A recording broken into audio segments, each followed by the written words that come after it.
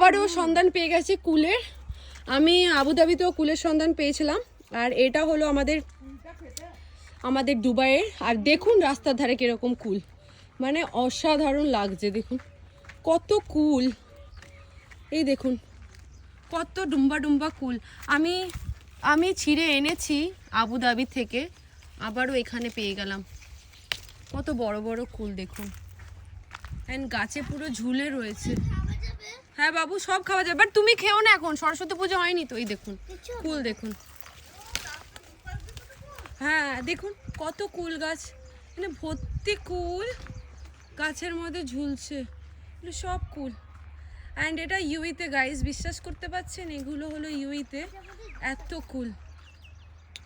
আর এরকম যদি আপনারা সবজির খেতে আসেন, একটু নজর রাখবেন, সাইডে সাইডে আপনারা এগুলো পেয়ে যাবেন কুল। তো আপাতত আপনারা যদি এখন আসেন তো কুলগুলো ভালো পাবেন, তার কারণ হলো এই কুলগুলোর ভেতরে এখনও পোকা হয়নি, কিন্তু লেট যদি করেন তাহলে এর ভেতরে পোকা হয়ে যাবে।